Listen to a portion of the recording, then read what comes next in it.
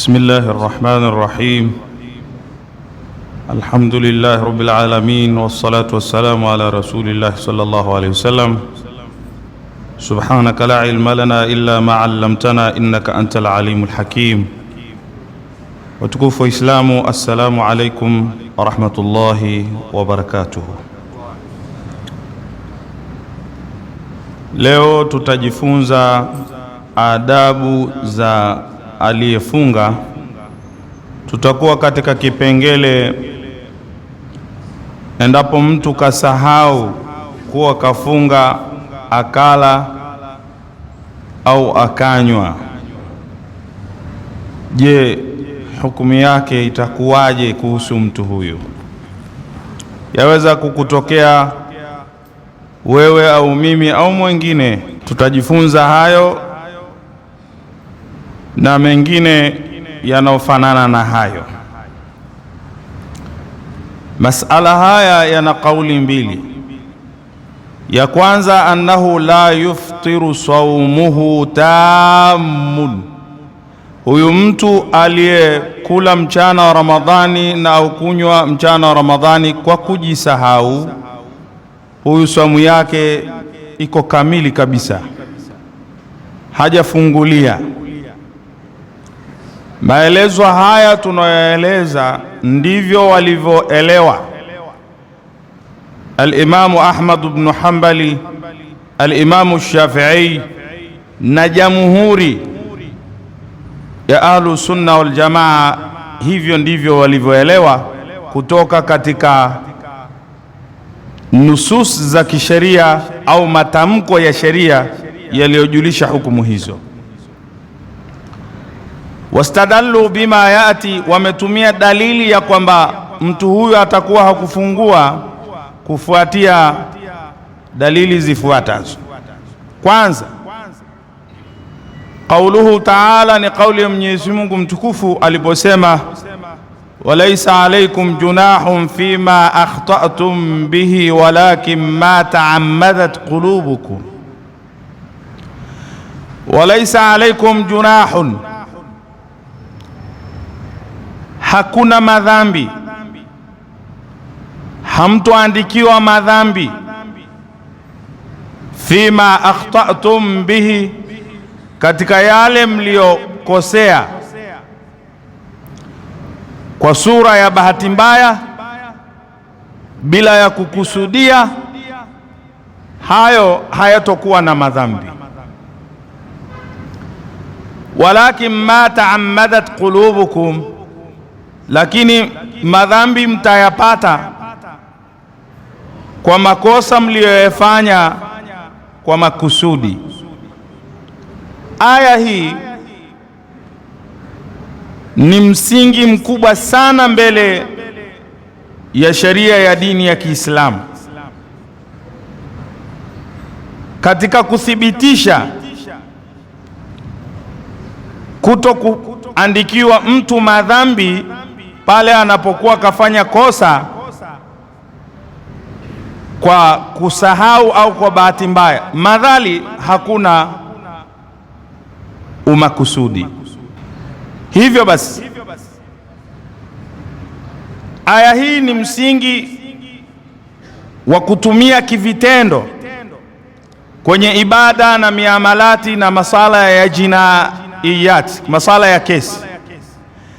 Katika masala ya ibada kwenye upande wa saumu, idha akala as-saimu au shariba nasiyan fa inna saumahu sahihu, endapo atakula aliyefunga mchana wa Ramadhani au akanywa, mtu huyu saumu yake iko ni sahihi, wala yafsudu bidhalika, na funga hiyo haitoharibika kwa sababu kala mchana wa Ramadhani kwa kusahau, saumu haitobatilika.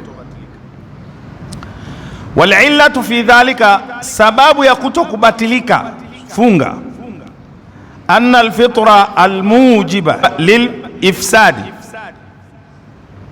kufunguza ambako kunawajibisha saumu iharibike, mashrutun bilqasdi walilmi, kumewekewa sharti huyo anayekula mchana wa Ramadhan awe amekusudia kula hasa na anakumbuka kuwa yeye na kujua kuwa kafunga lakini kala mchana wa Ramadhani kwa makusudi, huyu saumu imebatilika. Waislamu tupo. Fa idha intafa alqasdu intafa hukmu alifsadi, hivyo ikikosekana ile kukusudia kulifanya hivyo, basi na hukumu ya kuharibika hiyo funga nayo imeondoka. Lakini pia wamethibitisha kufuatia kauli ya Mwenyezi Mungu Subhanahu wa Ta'ala iliyosema, rabbana la tuakhidhna in nasina au akhtana, Mwenyezi Mungu usituchukulie hatua na kutuadhibu kwa yale makosa tuliyoyafanya kwa kusahau au kwa kutokukusudia.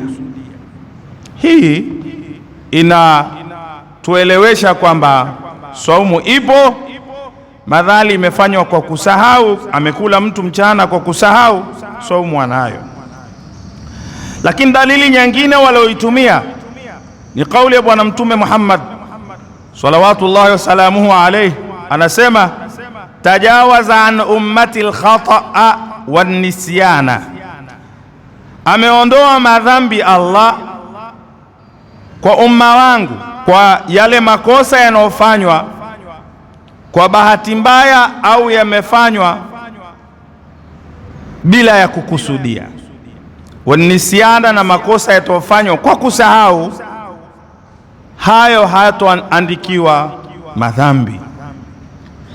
Pia dalili nyingine walioitumia kwamba mtu atapokula mchana wa Ramadhan kwa kusahau, saumu anayo, ni hadithi iliyopokelewa na Abi Huraira radhiyallahu anhu, imepokelewa kutoka kwa Bwana Mtume Muhammad sallallahu alayhi wa alihi wasallam, anasema man nasiya wa huwa saimun, yule aliyesahau hali ya kuwa yeye kafunga, fa akala au shariba, akala au akanywa, falyutimma saumahu, funga yake aikamilishe, anayo funga yake. Fa innama at'amahu Allah wa saqahu, hakika huyu kalishwa na Mwenyezi Mungu na kanyweshwa na Mwenyezi Mungu Subhanahu wa Ta'ala. Kwa hivyo utukufu wa Islamu kupitia dalili hizi zimetuonesha na kutufunza, ikitokea mtu kala mchana wa Ramadhan kwa kujisahau, funga yake anayo. Lakini kama tonge ndiyo iko mdomoni au ndo funde la maji liko mdomoni, mimi nimefunga, tema.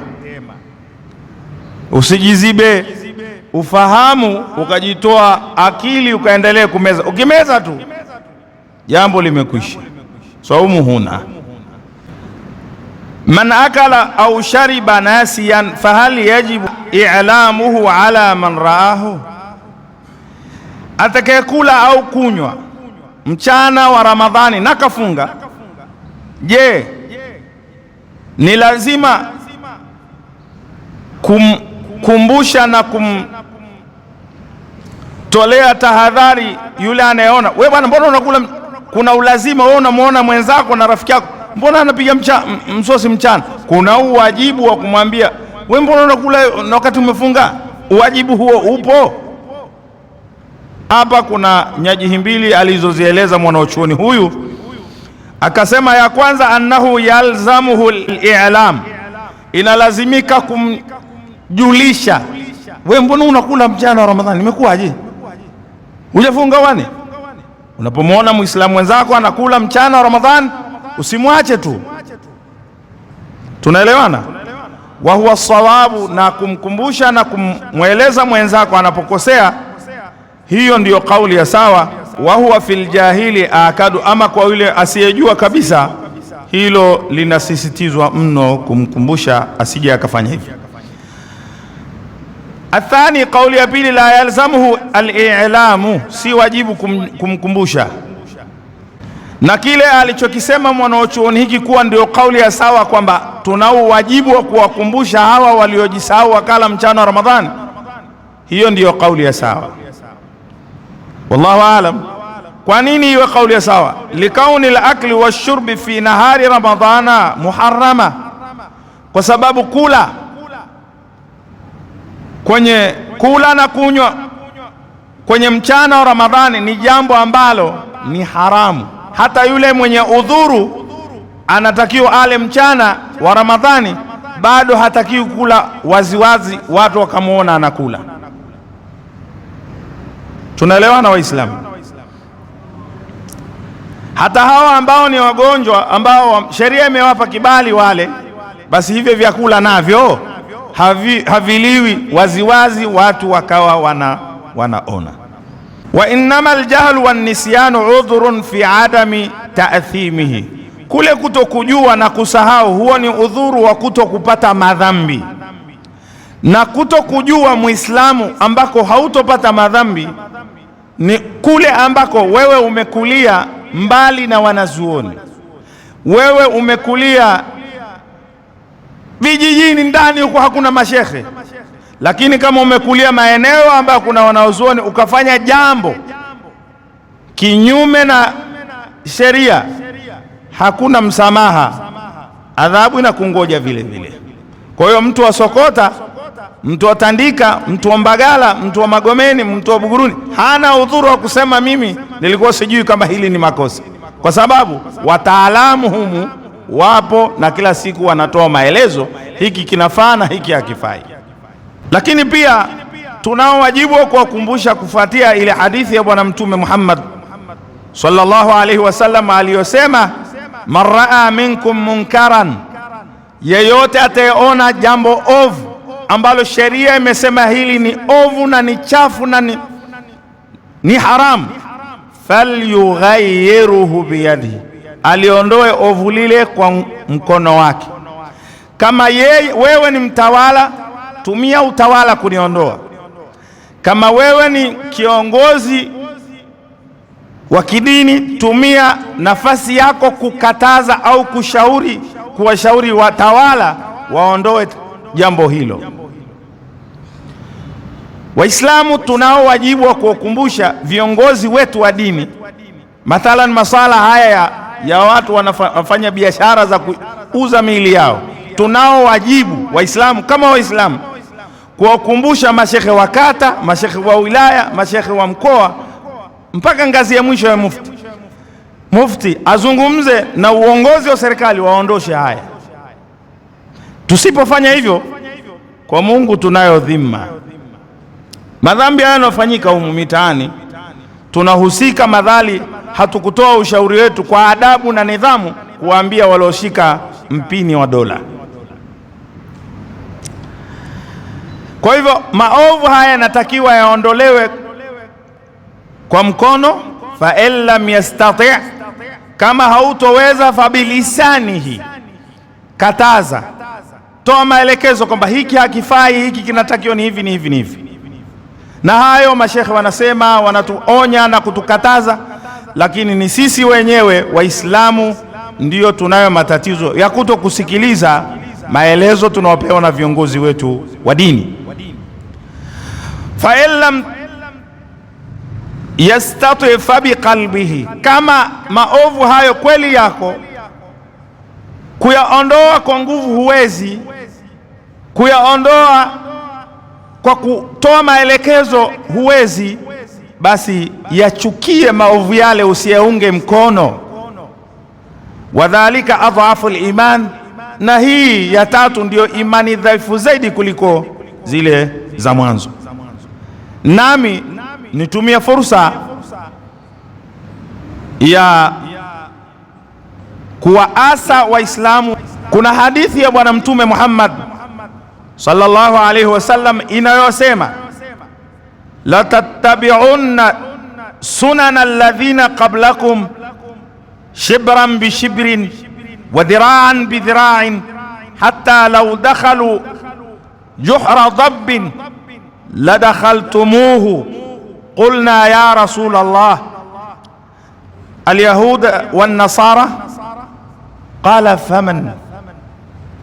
Hadithi hii ametufunza Bwana Mtume Muhammad sallallahu alaihi wasallam na kuthibitisha umuujiza wa utume wake, kwamba Waislamu watakuja kufika zama ni wenye kufuata utaratibu mwenendo, tamaduni, hata namna ya kutembea, namna ya kuzungumza. Watakuja kufata taratibu za wale watu waliokuwa kabla yetu. Waislamu watafuata shibran bishibrin, kidogo kidogo. Kama inavyojulikana, maasi hayawi ghafla tu yakazoeleka, yanalelewa kidogo kidogo. Kama leo binti wa Kiislamu ameweza kuvaa taiti akatembea barabarani, mwaka 2000 walikuwa hawavai taiti. Hawa walikuwa wanavaa kitenge au kanga, ndani amevaa suruali. Ikaenda 2006 wakaitoa ile kitenge wakaweka mtandio wakaufunga juu pale. Ikaenda 2010 wakatoa kabisa na ule mtandio, wakatembea na suruali hali ya kuwa zimeranda mwili.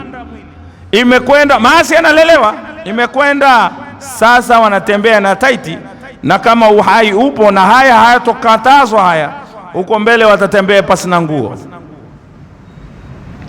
Yote haya ni kufuata utaratibu wa kusema maendeleo ni kuwafuata wa magharibi.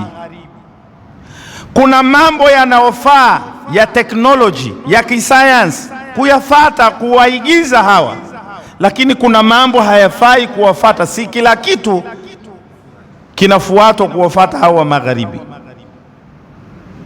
Kwa hiyo Mtume anatuambia la tattabi'unna sunana alladhina qablakum shibran bishibrin, kwa hakika kabisa mtawafuata kidogo kidogo, dhiraan bidhiraan, hatua kwa hatua. Hata lau dakhalu juhra dabbin, hata kama hawa wataingia katika shimo la murukenge, kwa kuwa ndio maendeleo, na wewe utataka kuagiza kama wao. Wakinyoa kiduku na watanyoa kiduku, wakivaa suruali mlegezo makalio yako wazi, na wewe utavaa vile vile, kwa sababu umewaona wale ambao wewe unaona ndio viigizo. Na hapa vijana wetu pasina kuelewa kwamba wanatolewa katika dini, wanavaa hirini, wanavaa macheni, wanavaa mabangili. Haya si yetu Waislamu. Sisi tuna dini kamili yenye utaratibu kamili, lakini ili aonekane katika hapa mjini kwamba yeye ana pesa na yeye ndio, lazima awe katika sura hiyo, kwa sababu tumewaigiza wazungu. Na Mtume Muhammad sallallahu alaihi wasallam katoa kemeo kali. Basi kama hawa wataingia katika shimo la mburukenge la dakhaltumuhu, mtaingia. Tizama, wote wasio Waislamu, Mayahudi na Manasara, wanajua wale watu waliokuwa wanafanya kazi ya kaumu Luti, kitu gani kilitokea. Kwenye vitabu vyao maelezo hayo yapo, kwamba waliadhibiwa na kuangamizwa watu wa Luti wale. Lakini leo wamekuja na staili nyingine, kwamba haki za binadamu, mtu asinyimwe uhuru wake, mwili wake mtu anaweza kuutumia atakavyo. Muislamu, kiungo chochote katika viungo ulivyo navyo katika mwili, hiyo ni amana umewekeshewa. Utakwenda kuulizwa kuhusu mwili wako huu. Huruhusiwi kuutumia isipokuwa kwa maelekezo aliyotoa Mungu, utumie hivi. Na ndiyo maana suala la kutolewa roho mtu, hilo ni jukumu Mwenyezi Mungu kaliweka, kalikabidhi kwa malaika, anafanya kazi hiyo. Ikitokea mtu kajiua, anakuwa makosani, kwa sababu kazi hii si yake. Roho kuitoa si kazi yako, kwa nini ufanye kazi si yako?